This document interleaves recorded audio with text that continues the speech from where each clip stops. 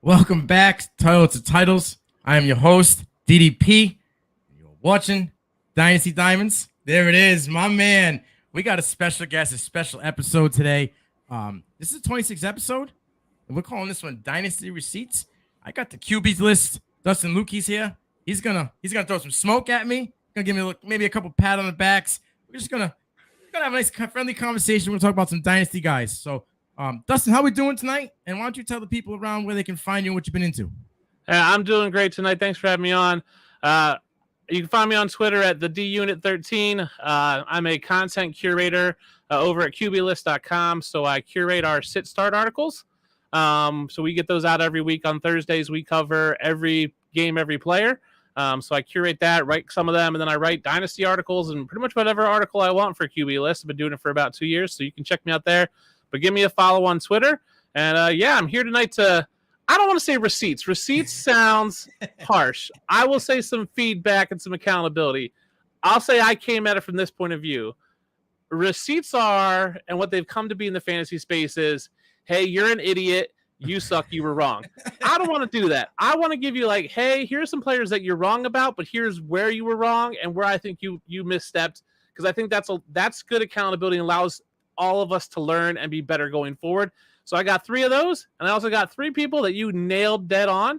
So I'm going to go with there. And I'm not going to bash you for bad process over the board. So Marlon Mack's a perfect example. We talked about this on Twitter. Pre-draft, I had the same process you had. 1,000-yard rusher, did really well, hindered by injuries, lead back on a team that wants to run.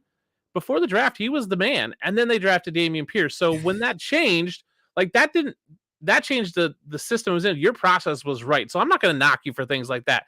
Now, I've watched all 25 of your Dynasty Diamonds. The 6 that I've highlighted, I've probably watched 5 or 6 times, just went over it again and again and just listened to it. I was doing notes. So let's dig in with one that you got wrong. Let's do it. Austin Hooper, Tennessee Titans. Austin Hooper had never been, this was his tight end finishes, 25, 22, 6, 6, 11, and 40. Those years when he was tight end 6 and back-to-back years, he was with who? Not the Tennessee Titans. No. He was with Matt Ryan in Atlanta, right? Yeah. So he never had that after leaving there, and he never showed it. Granted, in those years, he had a different team around him in Atlanta. It was just a different mindset. Matt Ryan really threw to the tight end. I mean, obviously, Tony Gonzalez was huge for Matt Ryan back then. Just never really. I mean, you talked about his 40 time. He ran a 4.740. Yeah, that was great in 20. That's when it was 2016. Man, we're talking 2022. Man loses some speed. I mean, 4.7 is not super fast to begin with. I mean, it's all right for a tight end, but 2016, that's a long time ago. The one thing I think where you misstepped was you said the Titans prioritize tight ends that pass catchers.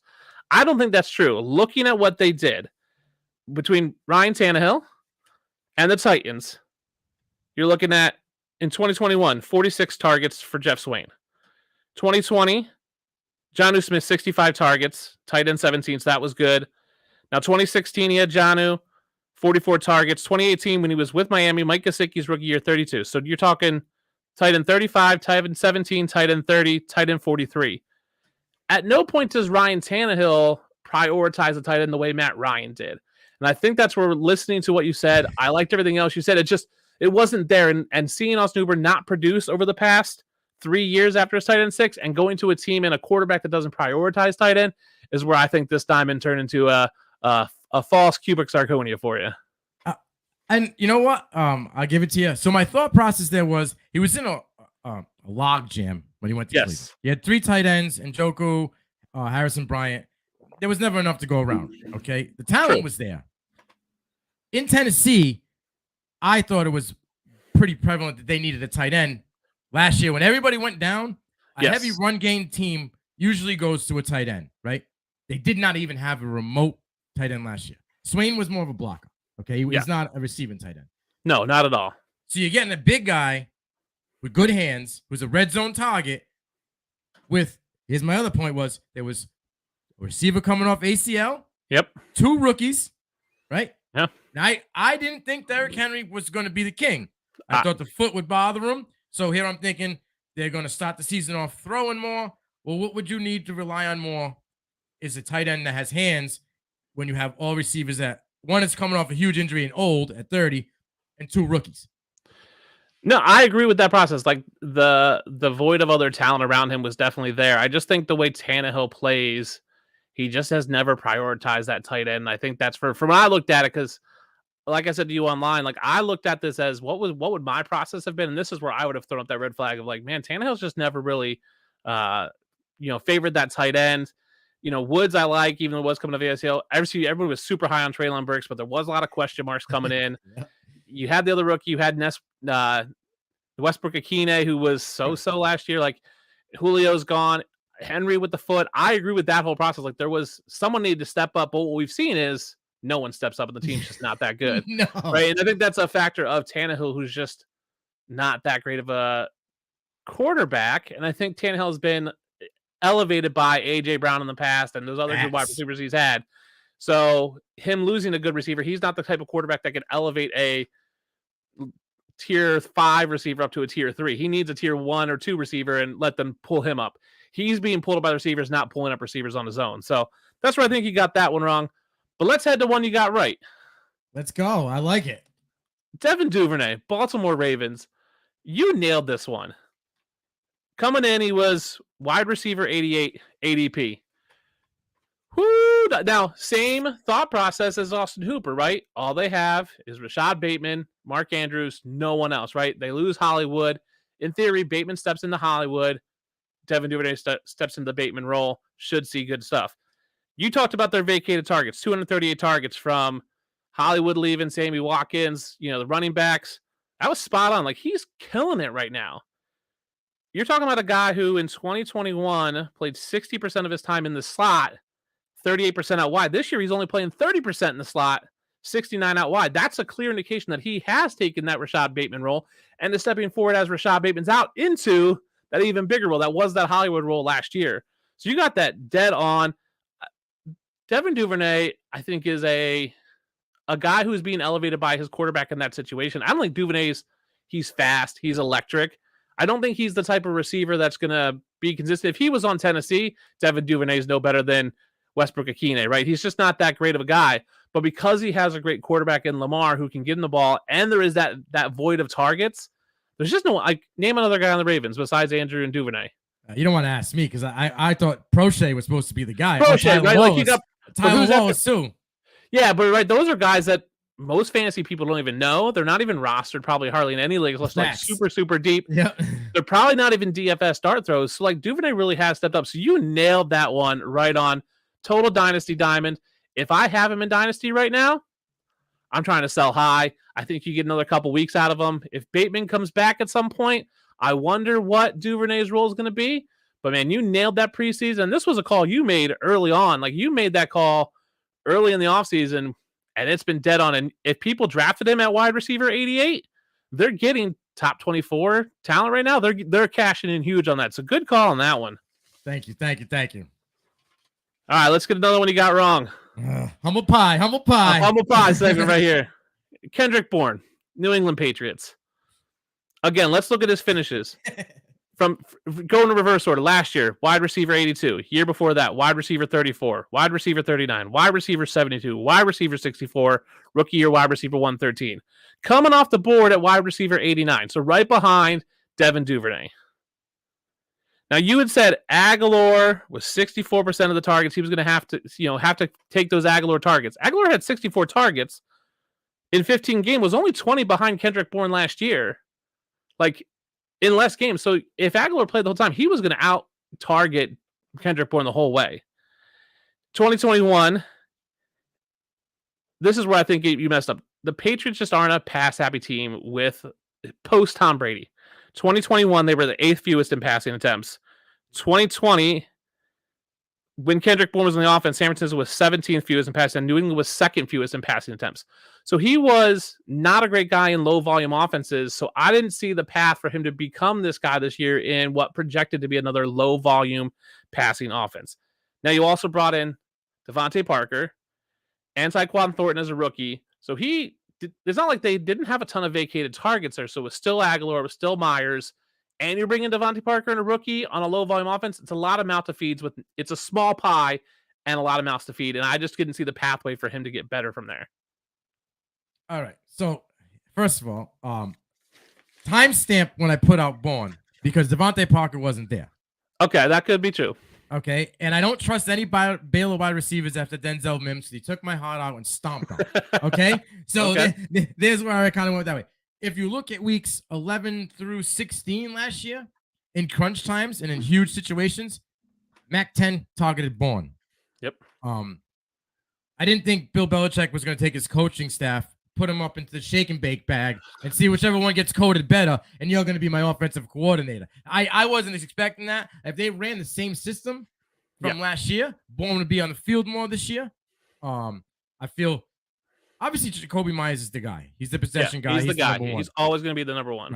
Right. I felt that Bourne would be 2. Aguilar and Thornton would split the 3. Because I can't trust Aguilar. He's hit or miss every other year. Good year in Philly, have an off year. Have a good year in Oakland, have an off year in New England. So it's like, I wasn't really sure. I thought the connection would be there. I know that Bourne and Mac had been friends outside of this facility. He was with him watching the draft at his house. So you got a connection like that between a wide receiver and a quarterback these days. Like I said, obviously Bourne had his own problems. He had bunch of injuries. Equipment malfunction where he didn't have the right hat on, helmet on. He got into an argument with one of the coaching staffs where Belichick who may or may not be the offensive coordinator. You don't know. Right. Yeah. And Belichick pretty much told him to go sit down. So I'll take the heat. That was wrong. 100%. He's probably had more I need you plays for the Patriots. When they put him in, he does it this year. He just doesn't have the volume, and they just got better players. So. And I looked at it when you're talking about a guy in Bourne that was wide receiver 89 coming off the board and Devin Duvernay who was 88. If you're in the draft and you're struggling between those two, for me, the pathway for Duvernay was so much more clearer where I think that was a smash hit and it was going to be hit. Like even let's say them at 88, 89, I saw the pathway for Duvernay to be wide receiver 30 something. And I didn't see the pathway for Bourne to get above 70. So there just wasn't that much room for growth, in my opinion, because there wasn't that pathway, because it was just such this murky situation. You still had Jonnu Smith and Hunter Henry there who were going to take targets. You had Ramondre Stevens come out of the backfield taking some targets. So it just didn't seem right. I was a big believer in Mac Jones, still am. Obviously the injury, and I got Bailey Zappi coming in there. Not sure what that's going to look like, and that all could change, right? That's the Patriots offense is at any given time, they could also on the snap change and Bourne's the guy for 2-3 games. Right. You just don't know. I think the connection off the field is great. We've seen it with Kupp and Stafford. Like that's huge for quarterback wide receiver. I just think Mac Jones is just there and he's a guy. He's good, but he needs to spread the ball around. He can't target one guy because doesn't have the arm talent to force it into one guy. And I think that's why you see this spread out offense. And I think the coaching staff's just a hot mess right now. They need to pick a guy and run with it. And they should have picked a guy beginning of the year and ran with it. So they picked a guy. He's there now. He's the guy. Who's the guy? Zappy's the guy. All right, let's ask that question. Zappy or Mac Jones going forward? Zappy till he loses. You think so? Mac Jones, from what I read, I literally was digging. I watched him walk in. He was 80% a go. Yeah. Zappy started. I think they're the same guy. Like you look at them on the field and off the field, they look like the same dude. They are the same dude. Zappy doesn't make turnovers.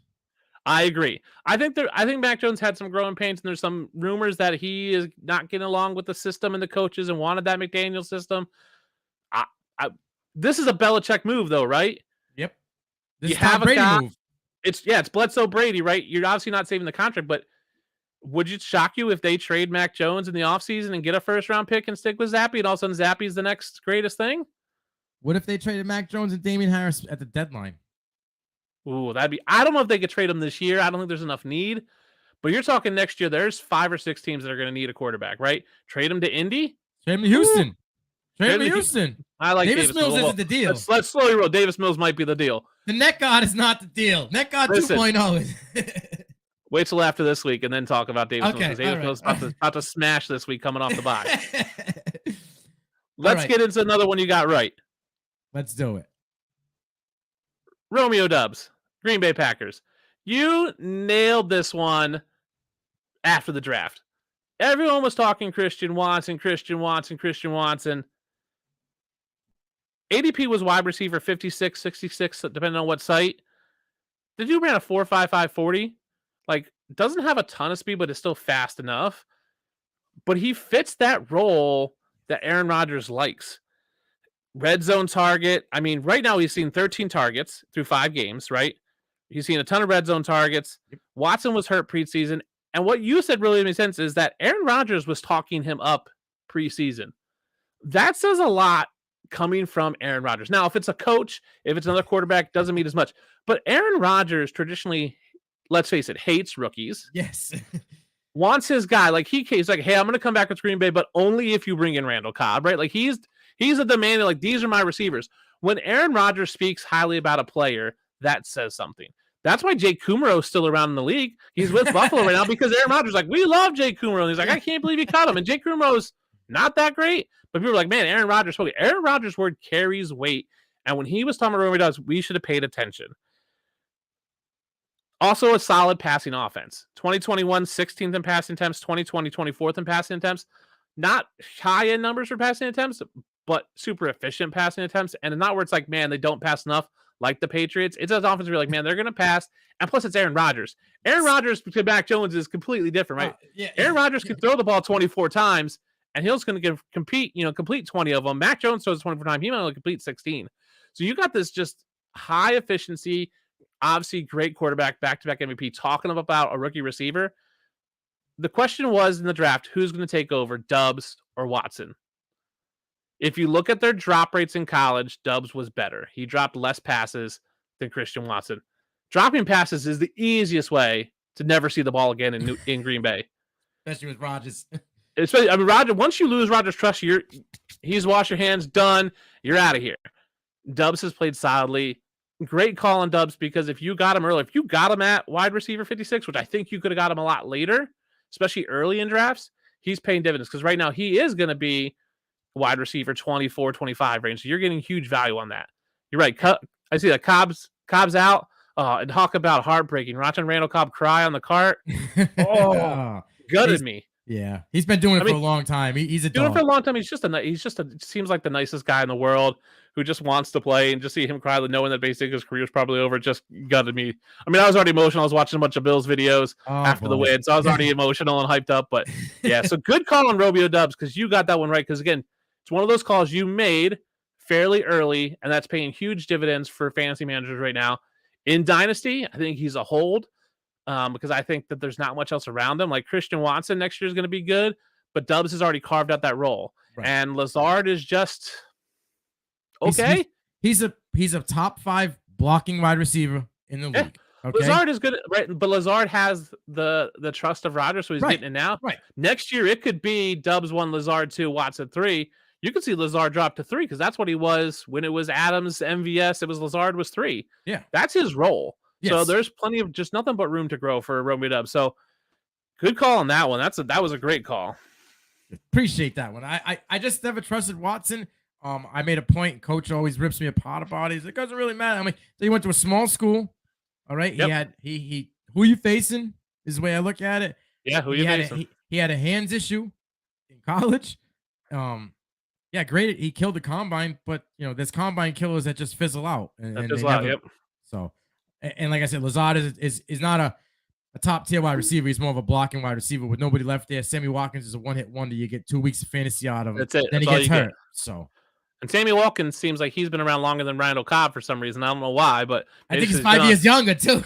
Basically, because Sammy Watkins has been on 18 different teams already this short career.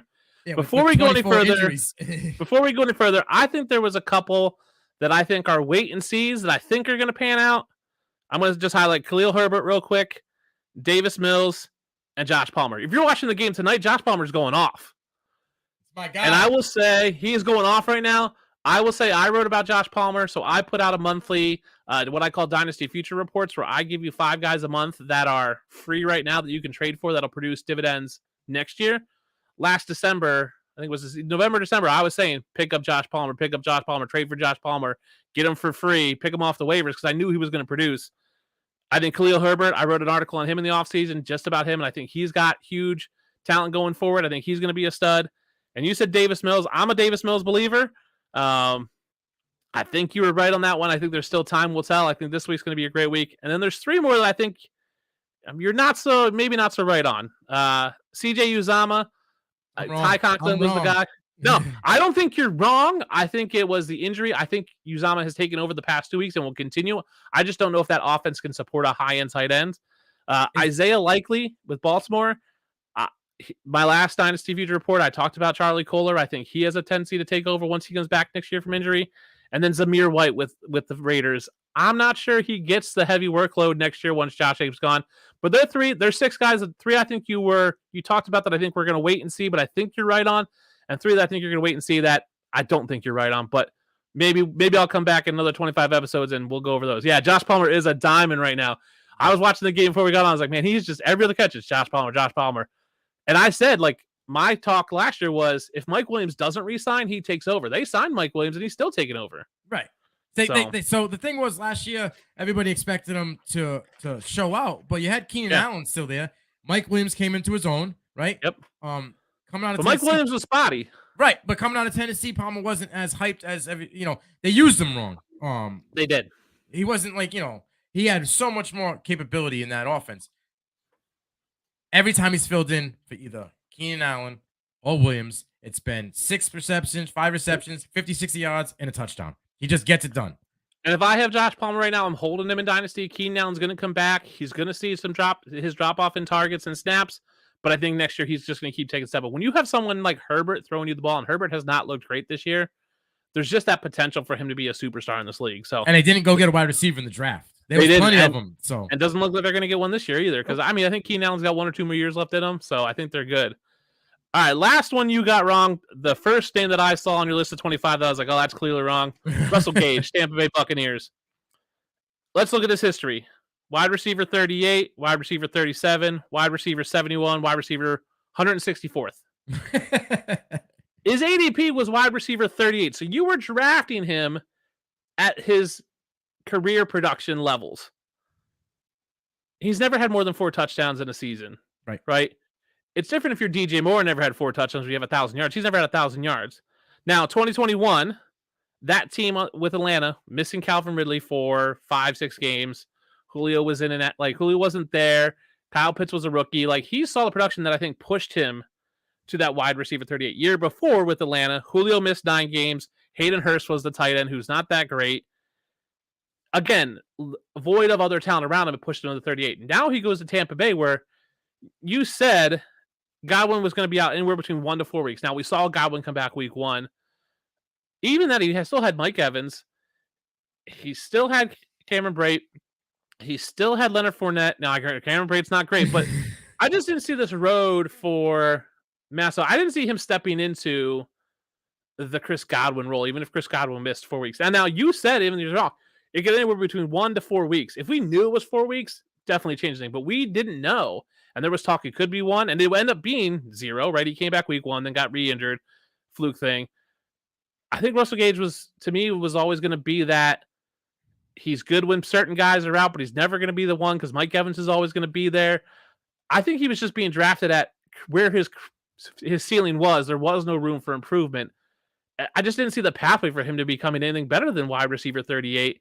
And considering the past years he had been there, but because of injuries around him, forced him to get some targets, I didn't see that role for him going forward. I didn't see him taking that Antonio Brown role in Tampa Bay. I think it was always going to be Evans, Godwin when he's there, and then a mix of other guys, right? Obviously, they brought in Julio Jones because they didn't think that Gage could do it. Now, granted, you made this call before Julio Jones. I just didn't see that pathway because I thought there was going to be enough guys. Even if Godwin was out 4 weeks, you would have got, 4 good weeks for Russell Gage? Then week 5, you got Evans, Godwin, Gage. I didn't see him being that great even come week 5. Well, here's my theory. Julio wasn't brought in because Gage wasn't getting done. Julio was brought in because Gronk retired and wasn't coming back. They used Julio, and I got for now. Let's caveat that for now. He's cashed. Gronk's retired for now. Okay, yeah, Gronk's retired for now. Well, Gronk's not coming back. They're gonna get smoked the rest of the year. They're hurt. That O-line's trash. But that's another point. Russell Gage, I figured would fill in, not Antonio Brown, just fill in that role. They supported 3 receivers last year. That were in, I think, the top 60 wide receivers. They were all had over 40, 50 catches. Mike Evans is the alpha. I knew that.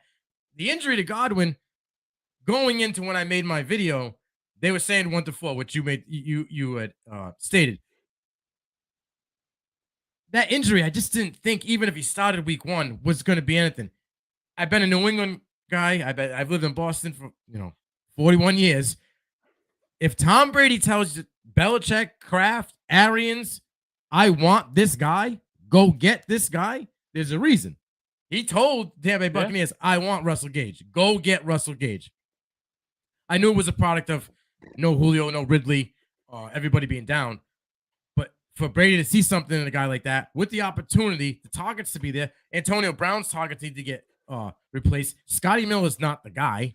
Scotty Miller was getting fed, but Scotty Miller was getting force-fed targets the last 6 games of the year last year down the stretch. Russell Gage is way better than Scotty Miller. Yeah, but Russell Gage is not nearly as good as Antonio Brown. No, I get that. I wasn't saying he was going to be Antonio Brown, but I did see a guy that could definitely eat targets, touchdowns. When you double teaming Evans and Godwin, someone's going to eat over the middle. Yeah, I saw it as, I thought Godwin would come back. Now, I drafted Godwin and Scotty Fishbowl, so I had him coming back week 2. Was real happy to see him week 1. Obviously not happy to see him get injured again. I saw there being a clear gap. It's like Evans, Godwin, and then here's Godwin, and it's like Russell Gage is down here. Just didn't see the pathway. And even if he was good, drafting him at wide receiver 38, you're not going to get that return on value. At best, he was going to return wide receiver 35, maybe wide receiver 30. Is he going to crack into the top 24? Probably not. I just didn't see that pathway to get that much value on him. Maybe he still pans out and he makes that ADP. I doubt it, but there's a possibility if Godwin goes down again or Evans gets hurt for a game or 2, which happens with Evans every now and then, or gets suspended for a game for fighting someone. Yeah, Gage might get back, but I don't see Gage vastly outperforming wide receiver 38 on the year.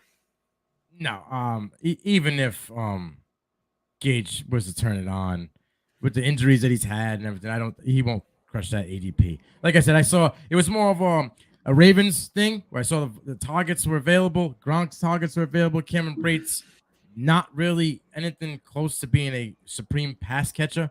No. So I thought there was close to 150, 160 targets before Julio got there. Yep. I just thought that if he got 80 targets of that 150, you're looking at close to, in that range of ADP, especially with Tom Brady. I figured he'd be a red zone target as well. Just going off my Patriots background. I think and I was always worried that eventually time has to catch up with Tom Brady. Maybe someday soon, hopefully. Looks like it might have already. I just don't know. Is it time or is it the O-line? I don't know if it's time. I think that's the thing. I would say it's 20-30% time and the rest is O-line. Yes. But it definitely doesn't help that he's getting hit a lot more than he has and he doesn't have the time. What's weird is that, right, your process revolved a lot around vacated targets. Worked out in Baltimore, right, with Duvernay. Yeah. Not so much in Tampa Bay. Not so much really in New England. Like it's a weird thing because I think that's where I want to I think we all need to learn. Like we can't just go, hey, it's all vacated targets. It's vacated targets. It's history. It's there's all so many things, scheme, all those sort of things. I'm always also wary of players going to new teams, right? So if you look at some of these misses, Gage and Hooper, new teams, right? Yes. Correct. Bourne on the same team was a miss, but Duvernay's on that team, same system. Kendrick Bourne, new system, right? So it's kind of like a new team. Yeah. So I think that's where we can part taking this holistic of it's not just one, it's a little bit of both, and we can craft it. And I think you did a great job. And I will say the last one you got right that I was so on board with. I was down the whole thing. Geno Smith, Seattle Seahawks, starting quarterback. Everyone was counting out Geno Smith. When they made that trade, I said to people, listen, it's going to be Drew Lock and Geno Smith. They're not drafting a quarterback. They're going to roll with these guys. Mm-hmm. And I think Drew Lock's not that bad. I said, it's going to be one or the other. And I said, listen, whoever's going to play is going to be good. They have 2 receivers in DK Metcalf and Tyler Lockett. Metcalf catches 60% of his balls. Lockett catches 72.3% of his balls. Dude, you don't have to be the most accurate quarterback. You just get it close to them or they're going to catch it. DK is a specimen out there. And Lockett is such a precision route runner that they are going to make themselves open. And even if it's a tight window, as long as it's close, they're going to catch it. You said something and they're like, Geno's ADP was QB 41. Why would you not draft someone that could be a starter, right? Like, it made no sense to me that people weren't drafting him. Like, even if it was him and Drew Lock, right? There's only 32 teams. Now you're telling me like 41. You're telling me there's 8, 9 other guys that you'd rather have. Like, there's not 8, 9 other situations that are up in the air, right? He should have been QB 33, right? And Drew Lock should have been QB 32 or vice versa, because that was the only question mark going into the season. There wasn't a question mark anywhere else. You knew who the starters were. So I don't understand how his ADP fell so hard. But look at his stats right now. Whew. Points per drop back, 0.6. That's 5th overall. He's 4th in QBR with 74.8. He's top 10 in accuracy stats. Oh, those are all by player profile. The dude's just tearing it up right now. He's just absolutely lighting the league on fire in the sense of he was forgotten about. No one wanted him. I got him in a Dynasty league for a 4th-round pick because someone was like, oh, well, you have Drew Lock. Let me trade you Geno Smith. It was part of it. I was like, basically came out to a 4th-round pick. And I was like, I'll take the starter for Seattle no matter what. This is in a 3-quarterback league. We play 2 quarterbacks plus a super flex. They traded me Geno Smith for nothing because they were like, oh, they're going to draft someone. He's going to be nothing. I'm like, and he told me, he's like, man, I traded him. I'm like, yeah, you did. You made the mistake because you discounted Geno Smith just like everyone else has. So great call on you. Throw those diamonds up for Geno Smith. Massive smash right there. In terms of investment for that diamond, you got him out of the poop pile. You polished it up. He's in your starting lineup this week and almost probably every week. So listen, I live and die by my Dynasty diamonds. I'm not one of them people that throw a guy out there and doesn't draft him. You did a show on E2G with my buddy Shay. Yeah. Me and Shay are in a bunch of fantasy leagues together, a couple Dynasty. He smashed Damon Pierce. I was obviously mauling Mac. I drafted Mac in many leagues and I dropped them. And he gave it to me, but he will be one of the first to admit that I called Geno Smith the day of that trade. He's been in that system longer than he played well last year. I don't understand people are like, oh, Geno's washed. He played well last year. He was better than Russell Wilson. Yeah. In the 4 games, he was better than Russell Wilson, and he had in the 4 games that Drew Lock filled in last year, he had better numbers than Drew Lock all around the board. Percentage completion, touchdowns, yards, everything around it. To quote my guy, they wrote Geno Smith off, but Geno Smith didn't write back. All right. That's exactly what Geno Smith. I love when Geno's like, well, you haven't seen me throw.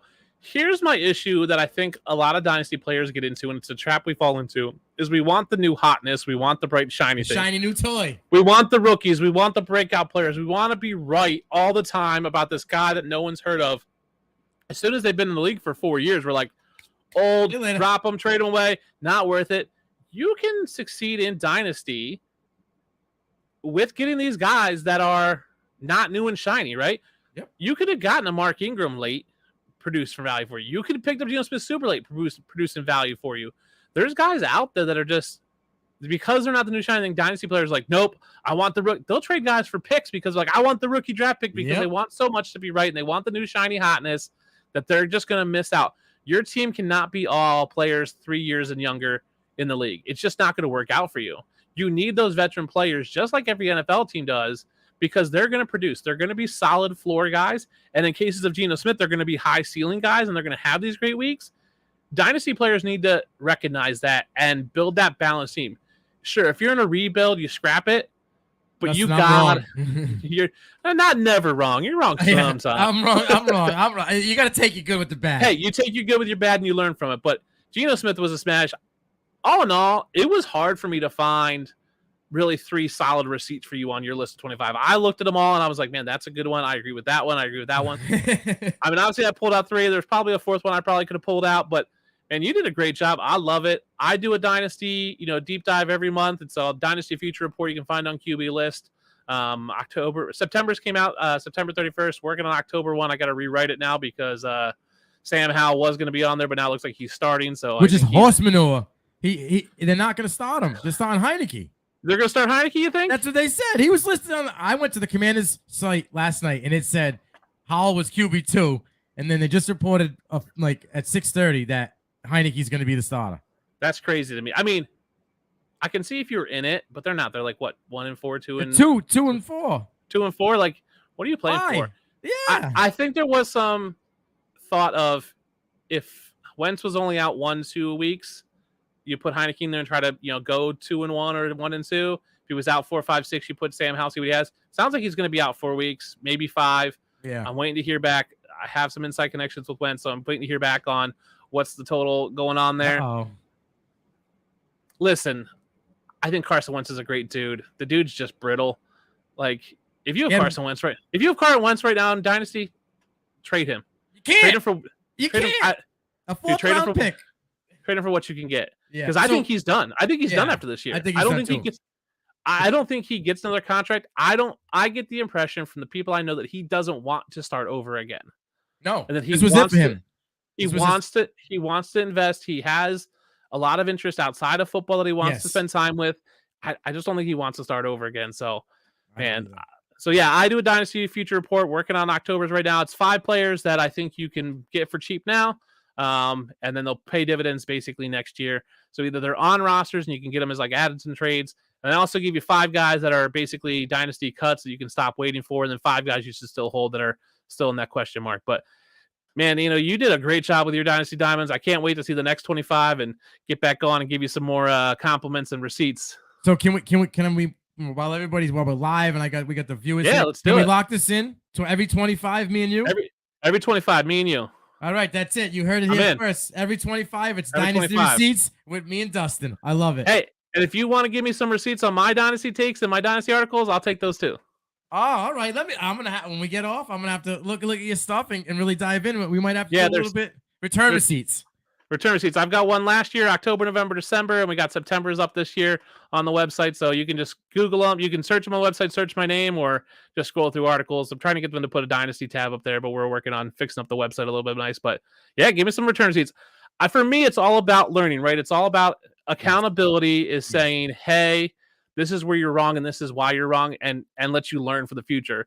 It's not really receipts, because receipts is just saying, hey, you're a big dummy, you got it wrong, I'm better than you. It's all about learning. It's all about us becoming better analysts, right? Because let's at the end of the day, we're not professionals, right? Like, I got a 9 to 5. I do too, exactly. Right? Yeah. I do this in my spare time. I love it. Obviously, that's why I do it. I'm not making money off this. I'm not getting rich, right? Like, you're not paying me a fee to be on your show. No, I'm doing it because I love it. I love what you guys do over at Toilets to Titles. It's my passion, but I want to get better at it. So like people giving you that accountability and going, hey, this is where I think you messed up. Here's something to look at. Here's something that you said I don't think was right. Allows me to grow, right? And allows all of us to learn from each other. And that community of fans football is what it's about. So, throw those questions up there. Hit me up on Twitter, guys. If you got questions, people ask me all the time. I got one guy just ask me questions every week. And he's like, I'm so sorry to bug you. I'm like, no, you're not bugging me. This is why I'm on here. Yes. I'm on here so you ask me these questions. Check out the website, QBlist.com. Like I said, we do sit starts that go out every Thursday. We do what we saws that come out Monday and Tuesday. So Mondays, we cover every game. So you can go on there and it gives you a recap. We've got a whole team that watches every game, gives you a recap of everything that we saw, some stat lines, some key plays. And then Tuesday, we'll obviously put out the Monday night game. We've got stuff out there for college football previews. We got best throws of the week, where they just highlight some great throws. We got DFS stuff. We got all kinds of stuff over on the website. So check it out, QBlist.com. If you want, you can sign up for we have a subscription service where you get on the Discord and get some extra stuff. And we also do fantasy baseball as well. Well, we got a question here. Let's see. Does my team need to make any moves? It's Superflex 12-team Dynasty with a 1.5 tight end premium. I got Tom Brady, Carr, Matt Ryan. I'm assuming that's Matt Ryan, right? I'm assuming that's Matt Ryan, yeah. Running back, CMC, Kamara, Elliott. Wide receivers, Allen, DK, Bateman, Chark, Alex Pierce. And then he also wrote tight ends. He has Kelsey, Mark Andrews, and Bellinger. I mean, that tight end. That tight end group is serious. Yeah. My only guy that I would think about trying to package in a move would be Allen, and Elliott. I'm looking at your quarterbacks and looking at you're going to need some help in the future. I think Matt Ryan's done after this year. I think Tom Brady might be done after this year, and Derek Carr's got 2-3 years left, maybe. Right. Where he's washed. So where do you get younger there? He has Waller too, so I would take either Waller or one of the 3 tight ends, Waller, Kelsey, and Andrews. I would package one of them with. I would package Kelsey and maybe Tom Brady and see if you can't get a young guy. Yep. Maybe you can get a Desmond Ridder. Maybe you can get, you got to get more back than Ridder. That'd be Ridder. Well, yeah, but I'm saying maybe you can get Ridder and some picks. Like you can Right. get a guy who's on a roster now who you know what they might be, and you can get a Sam Howell. Maybe you can get Malik Willis and package some people that are going to produce this year and take that hit this year because you're right. If it's a super flex, so you're going to be starting Tom Brady, Derek Carr every week, right? Yeah, right. Or right. Derek Carr and either Tom Brady or Matt Ryan. Your running backs you're looking at, your Cardi Kamara, Christian McCaffrey, yeah, Elliott in your flex. Your wide receivers, you're starting DK, Keenan Allen. If you're starting 3, you're probably starting Alex Pierce, but you have Elliott in your flex. If you have 2 flexes, you're probably hurting. You're probably throwing. Well, you're obviously throwing a tight end because there's probably one tight end, right? So you're starting Kelsey in your tight end, Andrews, and then I love Bellinger. I think he's developing a great beast. So yeah, I think you package up Kelsey and maybe Tom Brady or Matt Ryan. Probably get more out of Tom Brady because he's probably got 2 years. People will think he has 2 years where Matt Ryan's done after this year, right? Like he's washed. Yeah. But you're going to trade Kelsey and Tom Brady. They're going to produce this year, probably next year. Kelsey probably produces a year after that. But you can get young guys and some picks. And I would just load up on picks and then look at quarterbacks. I think quarterbacks where you're aging out at this point. I think you still have a little bit of room with running backs. But if you get, if you can trade Kelsey and Brady and get a young quarterback. Ridder and Jameson Williams. With picks. With Jameson Williams, Ridder, and say maybe like a second.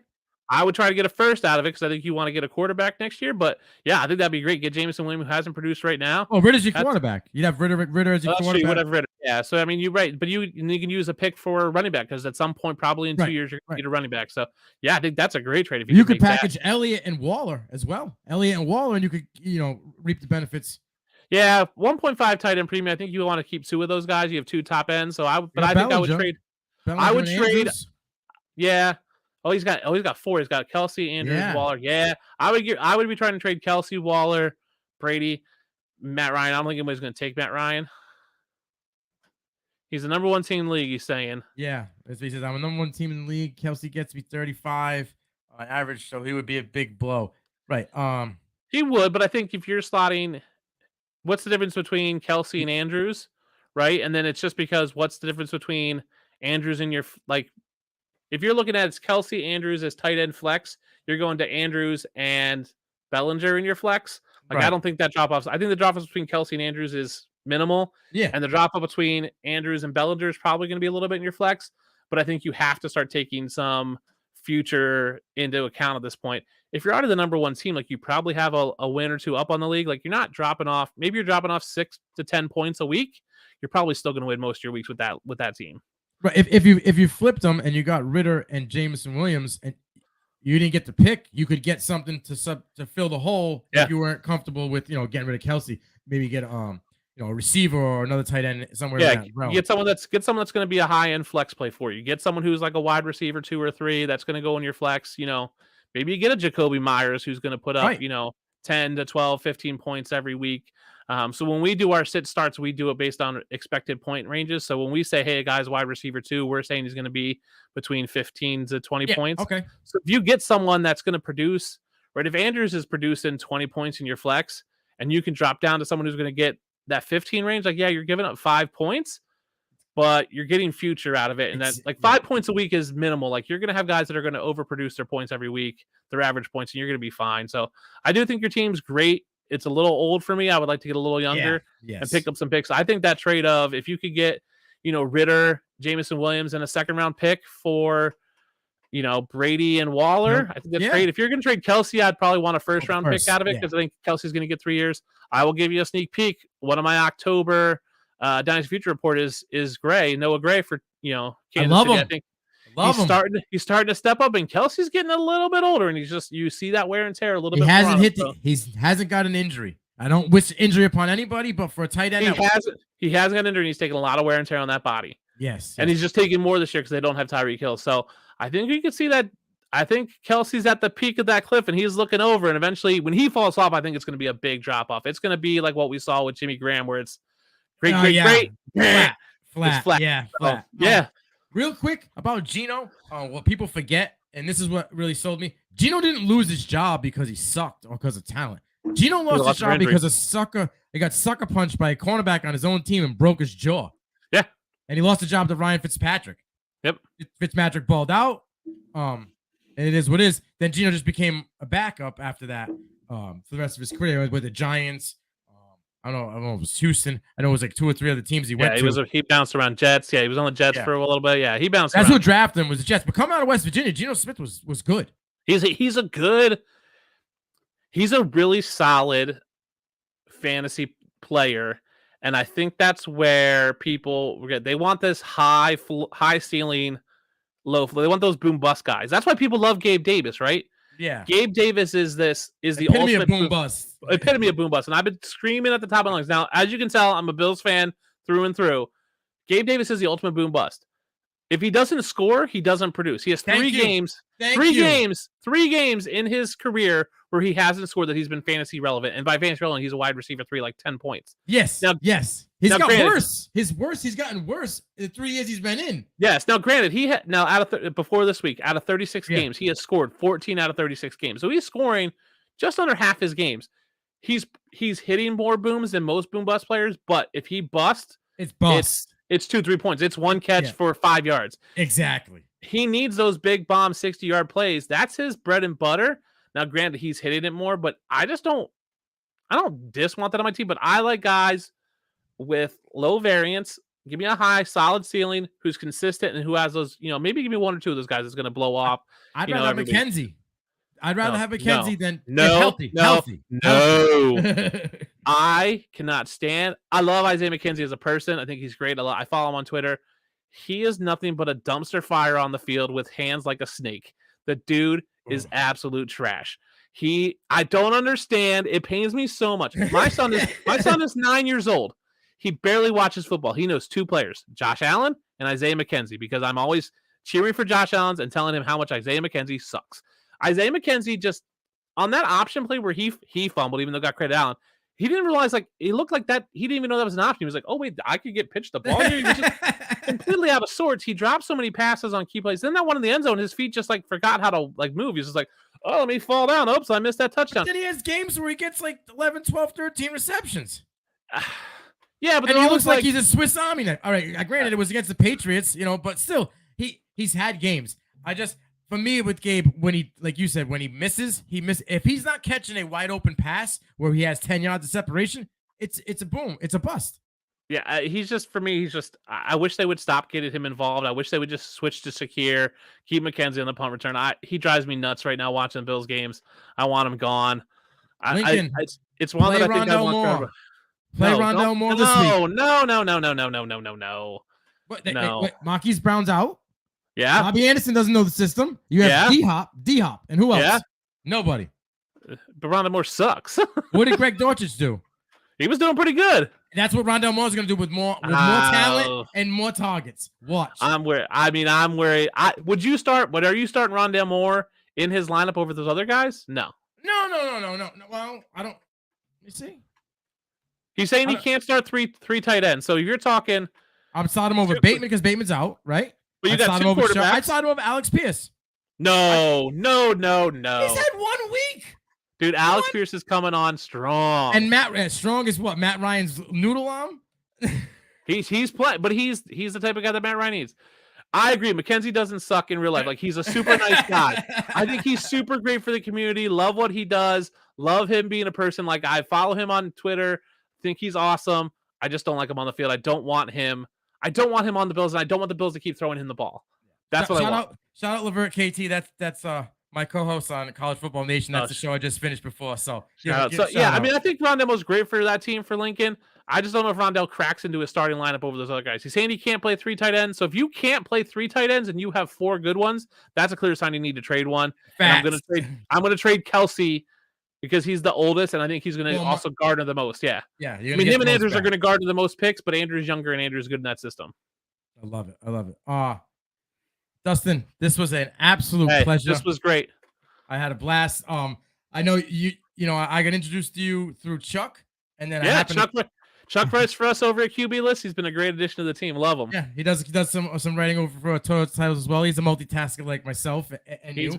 He was great. He wanted to, he was on our What We Saw team, and we needed some help with sit starts. He's like, "Can I take it?" I was like, "Yeah, please take one." And he's been helping out. So he writes 1 or 2 a week, and it's been great. So yeah, he's got a new series of titles that's called Plated. It plays off his chef abilities that he's got going on. I read his first Plated. It was really good. So yeah, he did the first one was Romeo Dubs, and then the second one was Ramondre Stevenson. So he's out and running. But like I said, this was a pleasure, and I'm glad that we locked this in. Every 25, we're gonna come back and just pull out the receipts and see what we can do. So we're gonna throw this outro real quick before we go out. But like I said, I appreciate you guys tuning in, watching me and Dustin. You know, he didn't give it to me too hard. I was expecting him to come down with the Thor hammer, but with some sweet chin music and knock you upside your head. I thought I was getting HBK, you know, but it was a blast. Like I said, it was just under an hour. It was a good time. So hey, follow me on Twitter at the DUnit13. That's it. Get Dustin. Follow him. Everything he does is hot fire. Great content. He's always pushing out. Like I said, check out an episode he did maybe a week or 2 ago on E2G Sports. Yeah, I tuned in. It was check me out on there, and check me out. I'll be on the Front Office Pros.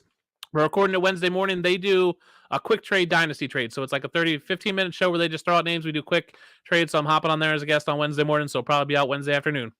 Awesome. Once again, guys, thanks again for tuning in, and we'll catch you again.